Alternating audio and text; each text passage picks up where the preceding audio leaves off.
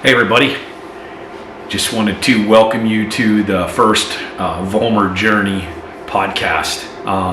Putting this out there because I had a lot of things happen in the last couple months that have been pretty impactful to my life, and wanted to start sharing this information with you because I've done a ton of research and it can add value. The whole purpose of this podcast is to add value to your life, whether it's spiritually, medically, financial. I'm going to talk about all the things that I'm doing in my life and involving with Paige and the kids.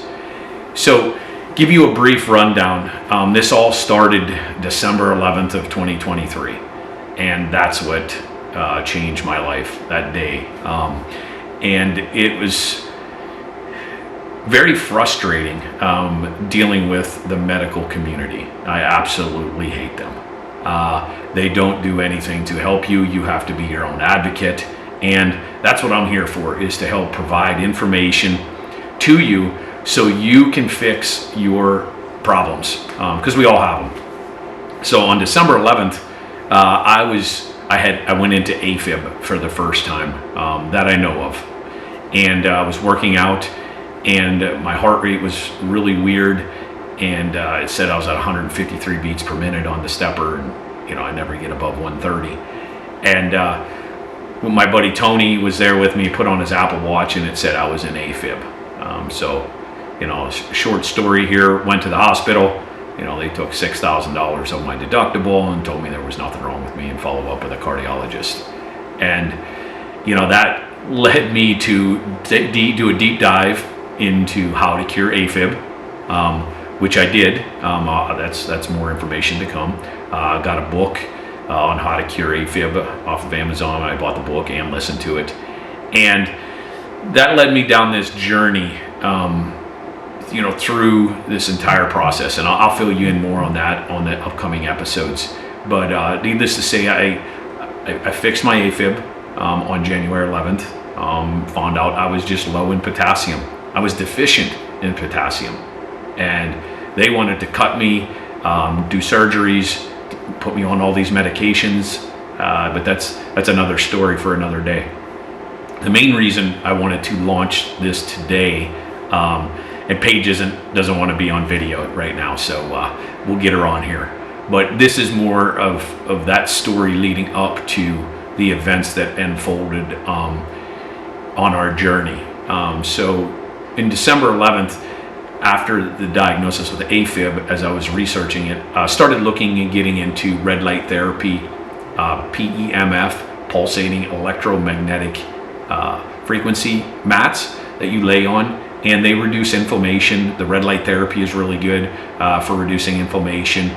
And these things we started to do. We just incorporated them in our life. To be honest, I listened to a guy, his name is Gary Brecka. He's with 10X Health Systems. Started following him, and it just led me down the path of healing and looking at different ways to help our bodies perform optimally, basically. So with that being said, got the red light therapy bed. I found one on Facebook. I did order a different one, but I bought one off of Facebook, off of a woman out of New York City, and we were using it mid-January. We started using them and doing the mat too. We got a pulsating electric mat right after Christmas and started using that in the morning. Didn't know how impactful this stuff would be. So Paige was laying in the bed, and she felt a lump in her breast. So that was about January 15th or so. So she came to me, we said, okay, hey, she went to see Dr. C, her gynecologist, and then he recommended that she go see, get a mammogram and a sonogram. So they did all that, and then they wanted to do a biopsy. So they did a biopsy, and on January 31st, about 9 p.m., Paige and I found out that she was diagnosed with breast cancer. It was a triple negative, grade 3. They didn't know the stage yet. After all the facts here, it looked like it was about stage 1. So we took immediate action. This is key in cancer, is immediate action. So one of the biggest things I did is we got a new functional medical doctor.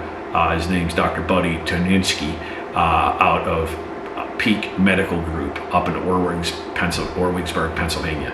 And I had a call with him. I already told him that Paige had a biopsy, and wanted to make sure that all my bases were covered with her to see if we could get her some help. And he said, "Hey Dave, if the tests come back bad, just let me know. I'll hook you up with a good doctor, an oncologist that I know out of Chicago." His name's Dr. Robinson, Michael Robinson, out of Chicago. And so that's what happened. At 9:15 or so, I text Buddy and I said, "Hey, Paige's diagnosis, here it is." Sent him over the radiology report, and he immediately reached out to Dr. Robinson. So he sent me back Dr. Robinson's information. I shot Dr. Robinson an email, now about 10 o'clock p.m. on January 31st, and sent him an email. Also called his office and left a message. Well, about 11 p.m. that night, Dr. Robinson began to respond back via email. After taking a look at Paige's pathology report, he started setting up a plan. We got in to see him. Now, this was on, I believe, a Thursday evening. So he set us up for a meeting on Monday. We also had a functional meeting with Buddy up in Orwigsburg there to have him be our new family doctor. So it was kind of crazy. All this stuff happened all at once. So in the morning, well, these emails, let's put it this way, these emails went on until 3:30 a.m. And I got to hand it to Dr. Robinson, an amazing individual. I mean, this guy cares. He really cares. He is not mainstream medicine. He uses all naturopathic functional things that actually work with cancer, instead of just giving you chemo and radiation, which kills you. Okay, that's a fact. Cancer doesn't always kill you. It's the treatments that kill you. So we wanted to make sure that Paige was safe, and we were going to do everything that we could. So we did that. Dr. Robinson really hooked us up. I did a ton of research then on cures for cancer. Scientific, researched cures for cancer. There's so many things out there. There's remedies, all these things. There's a lot of snake oils, and a lot of these things may or may not work, but they don't have the scientific backing. Me with my master's degree in biology, I like science. I want to see the facts. I want to see trials. I want to see things, even if it's on animals. I don't care if it's just on mice or if it's in human trials. If it works in mice or on mammals, it could possibly work in humans. So that's how I looked at things.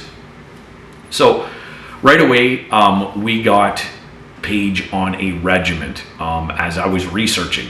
One of the things that I researched right away was, that red light therapy, the PEMF mat, exercise with oxygen therapy, EWAT, really good things to decrease the level of cancer reproduction, basically, in the multiplying of the cells. Because if you do the pulsating electric mat first, it polarizes your blood cells. Okay. Normally your blood cells are smashed together as they're flowing through your body, and it reduces surface area, so they can't hold as much nutrients and oxygen because they're mashed together. So when you lay on the mat for 8 to 20 minutes, that's all you need to do. What it does is it gives this red blood cells polarity. So it's like a north-facing magnet or a south-facing magnet. They repel each other. They can't touch, even if it's a nanometer. So what happens is you lay on the mat. This reduces inflammation, number one, as a side effect, and it polarizes the cells. Then you do exercise with oxygen therapy. So we got a stationary bike. I ordered an EWAT system, which is made up of a big bag that holds 1,000 liters or 500 liters of oxygen, and then you buy a oxygen generator that produces 96 to 97% oxygen. And you plug it into the bag, you fill the bag up, because the oxygen generator isn't fast enough to provide you with enough oxygen when you're breathing, when you're exercising, because it only ours produces 10 liters per minute. Well, when you're breathing heavy, you might be breathing 20 or 30 liters per minute. and it consumes all of that oxygen very quickly. And you don't want to starve yourself when you're trying to do this process. So that's the purpose of this. So you do EWAT now for about 20 minutes, and then you lay in the red light therapy bed. And all of these things individually work extremely well. Okay, but when you compound them together, there's a gentleman out there from Da Vinci Medical. He coined it the superhuman protocol. Okay, it does. It's amazing what it does. So after the EWAT, you lay in the red light therapy bed, and you can see it sitting behind me here. That has different wavelengths. Some are red and some are infrared or near infrared. So this machine here, currently it's 630 nanometers, 660 nanometers, and 850 nanometers is the wavelength. So the 850 you can't see with the naked eye because it's infrared. The 660 and the 630, you can physically see that it's a red color. So laying in that bed for about 30 minutes, it pushes all of the oxygen that's around that cell, and that cell is carrying it, pushes it through the membrane into the mitochondria. And the mitochondria just love it. I mean, these things are what pro athletes do. These are what the highest level functioning athletes are doing to get themselves to that next level. Okay? And it's available to all of us. It's amazing. I was involved in the fitness industry for 20 years and knew very little of this stuff. It's kind of disheartening, but got to get the information out now that I have it.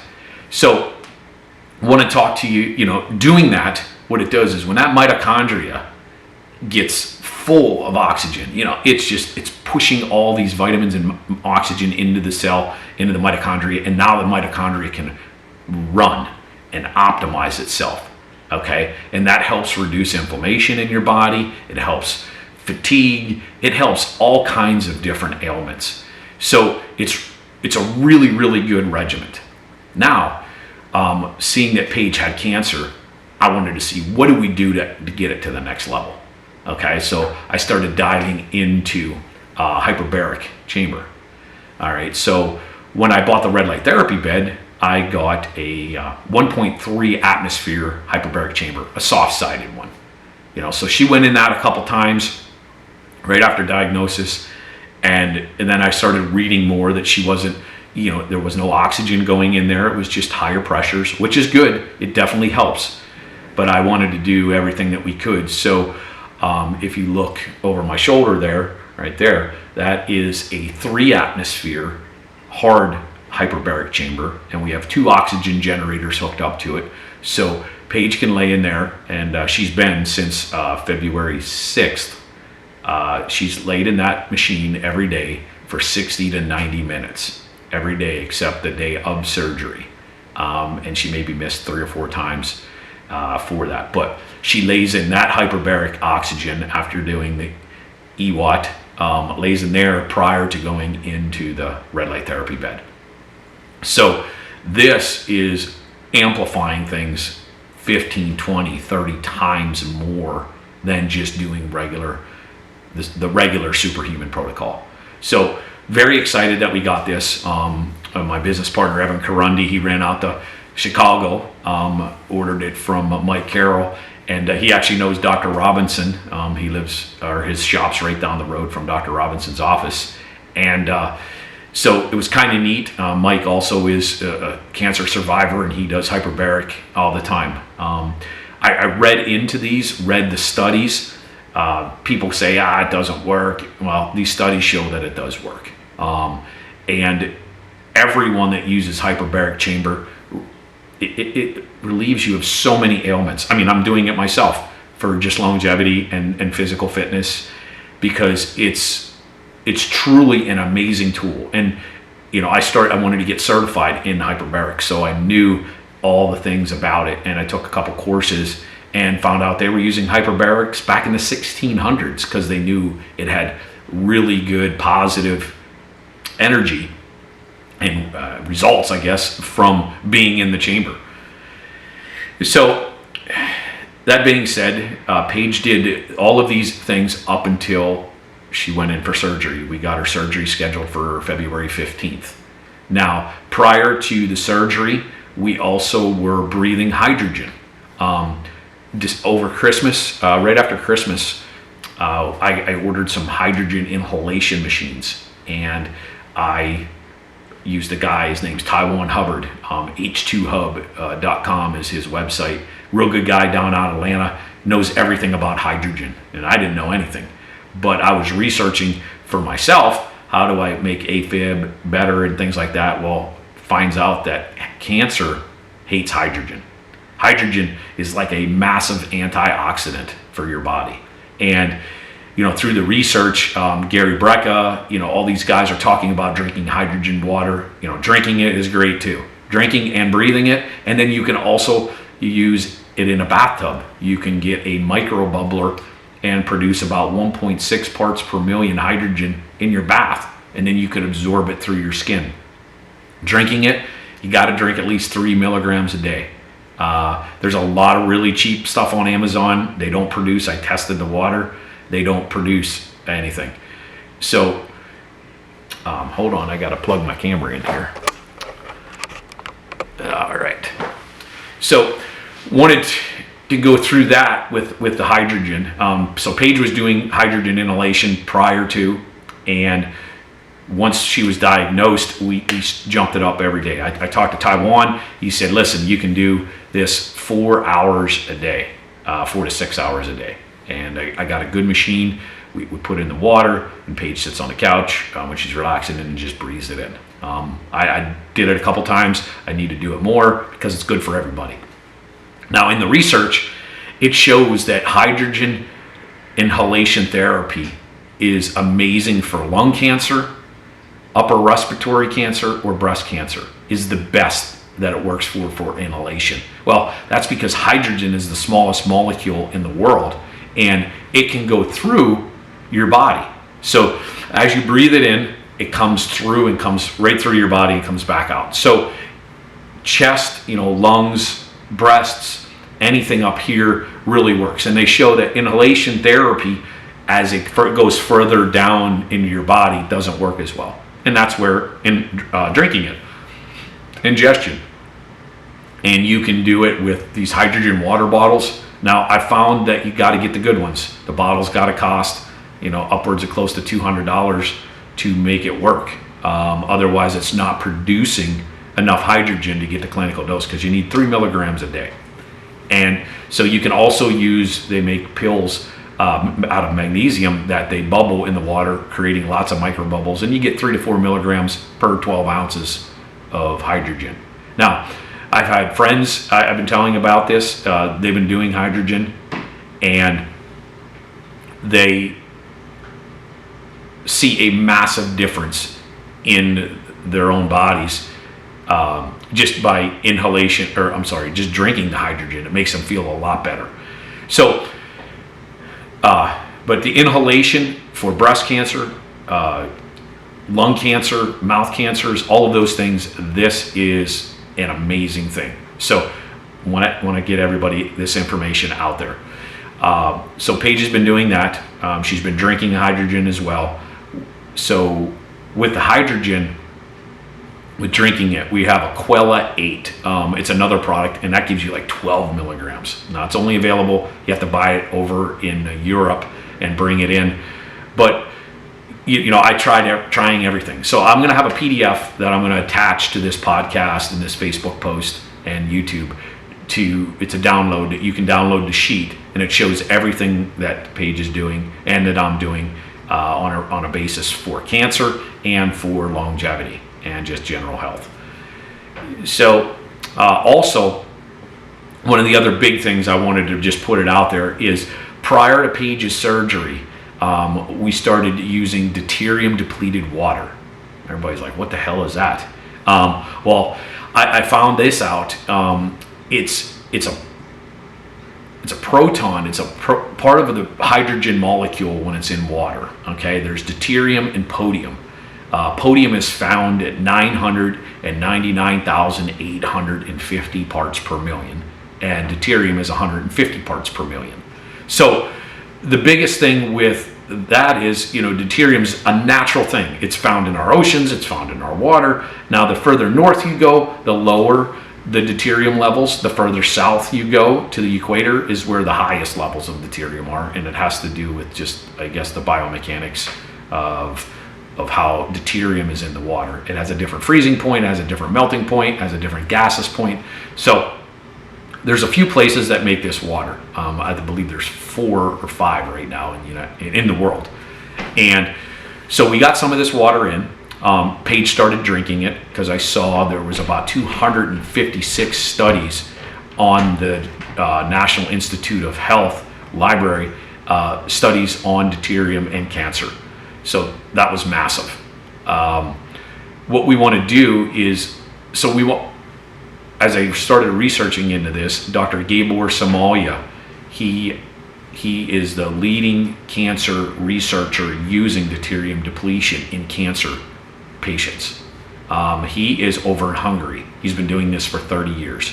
He just finalized a study here in February of 2024 where he took the what do you need, David? I think the guy's here. Okay, have him look. Sorry, guys. I'm busy. I'm tied up on this podcast right now, Dave. All right. So you can help him out. So just wanted to talk to you. Well, no, sorry, let's back up here with that distraction. So Dr. Gabor Somalia is in Hungary. He finished up that study. And in that study, he showed he was dealing with brain cancer patients that have the highest death and mortality rates. If you are diagnosed with this brain cancer, you die within 2 months. Now with radiation and chemotherapy, they were lasting 4 months to maximum of 9 months. Okay, this is stage 4. They're finding it in stage 4, and then they, did this study to see this is what was happening. So Dr. Gabor Somalia added in deuterium depleted water. I believe it was at 60 parts per million, or so. I'd have to double check on the study, but lowered it from 150 as normal water, brought it down into the 50 to 60 range. Gave that to these people, and he increased their survivability from 9 months to the longest person to 52 months on average. So that's a pretty big difference in stage 4 people with cancer.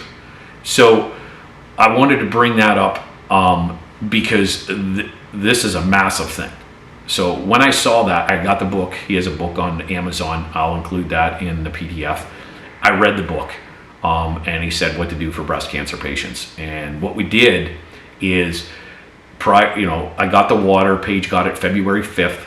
She started drinking the water. I got her 18 parts per million, and then we got some 10 parts per million in. And prior to surgery, that's all she drank was this deuterium depleted water.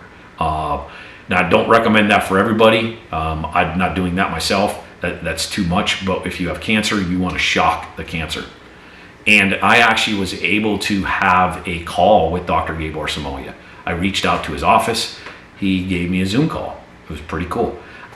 He talked to me. We went through like a protocol for Paige, and he told me that on day 6 to day 7, that Paige was going to come to me and tell me that her tumor was getting bigger. And you know what? On day 6.5, she came downstairs in my office and said, "Honey, I don't want to tell you this, but I think my tumor is getting bigger." And I was super excited because I knew it wasn't the tumor getting bigger. Dr. Gabor Somalia said it was going to cause massive inflammation around the tumor site because it's stressing the cancer cells significantly. So I was super pumped. Told her to keep drinking it, and that she was supposed to stop a day to 2 days prior to surgery. So we made sure that happened. And I didn't tell her surgeon any of this prior to the surgery because he didn't seem to be involved or want to know any of this cool information because he's strict medical, which was very disheartening. So I didn't tell him. But we did that, and then we waited 2 weeks post-surgery before she started drinking the water again. Now I told the surgeon afterwards, he came out in the waiting room, and when I told him, he said the tumor came out really easy. It was one of the easiest, had nice clean margins. It was all the things that Dr. Somalia told me what was going to happen. And when I told the surgeon that she was taking in deuterium depleted water, he rolled his eyes and changed the subject. He just didn't want to hear it. And that's very frustrating. This is why I really hate the medical community, because if I was a surgeon and I saw that if someone drank deuterium depleted water and I did a surgery on that tumor and it was easier to get the tumor out, and all of these different things that are associated with that, why not? It didn't hurt anything. It didn't make anything worse. It made it better. And then it gives more hope to the people who are the patients. It gives you more hope. If you have more hope, guess what? You live longer. You have your survival instincts go up, and you know that you'll be all right. So these are the things that the medical community that we currently have totally suck, and we as people need to start demanding better and bringing in this new information. So they took out Paige's tumor, and it was about 1.5 centimeters by 1.2 centimeters. So it was pretty small, 15 millimeters in diameter. And we were able to get it out of her, and she was super happy. And her margins came back clear, and we waited for pathology. Pathology said she didn't have any in her lymph nodes because they took out a couple of the lymph nodes in her armpit, which was, she said, the worst part of the surgery. We were very, very fortunate here. But also, stepping back, when we talked to Dr. Robinson, he put Paige on a really good diet. Not a keto diet. I was surprised, but he said that he doesn't believe in the keto diet. It's too hard on the body for most people, and she needs to have nutrition. And we had to watch what amino acids she was taking, but she's eating all organic now, or actually our whole family is. And we're buying grass-fed beef, we're buying free-range chickens, we're buying free-range chicken eggs, very little bit of shopping at the regular grocery store anymore. We're using a lot of the farmers and trying to get pesticide-free stuff, all of that stuff, because we're trying to make sure that this cancer doesn't come back. So Paige, so far, doing really well. Here on March 21st, we also did another thing called Signatera. It's a blood test that they take your blood 2 weeks after surgery, and then they get a piece of the tumor, and the company looks at the DNA from the tumor, the remnants, the proteins, all of the different things, the profile of that tumor, and then they do a search in your own blood after the surgery to see if there's any other of these markers. And her test came back at 0. So that was pretty cool. That was a good birthday present on Thursday night. She told me and she showed me the report. So that was pretty cool, having that be able to be completely 0. Dr. Robinson said we have to, we're going to do this every 2 months, because what it does is Signatera is able to detect down to 10 cells versus 10,000 cells to see it with the eye. So it buys you about 6 to 9 months worth of pre-knowledge, so you can take immediate effect. Paige is also doing mistletoe therapy. She's using the mistletoe plant. It's like extracts from the mistletoe plant. She injects it. She gets a reaction to it, and basically this reaction is like a small rash, and it's what it's doing is, this is from Dr. Robinson, he gives good analogies. He said it gives bullets to the known killer cells. So we have these things in our body called known killer cells, and they're basically the hunters. They're the police, they're the military. They go out and they're looking for bad cells, mutated cells, sick things, whatever, and they attack them and get rid of them. And they basically are in there with a knife, and they go in like a ninja and they slit their throat. Okay? Well, Paige's known killer cells are down in about 130. He wants to see them in the 400s. So he's saying, oh boy, this is probably why you got cancer. You don't have enough known killer cells to help identify the cancer cells and kill them. So with that, this mistletoe therapy acts like it's giving them ammo and a machine gun. So now the known killer cells, just in theory, say, instead of going in and killing one at a time, each night they kill a cell. Well, now they can sit on the sidelines and shoot thousands of them at one time with the mistletoe. So that's going to make a big difference in recovery and with keeping cancer cells down in your body.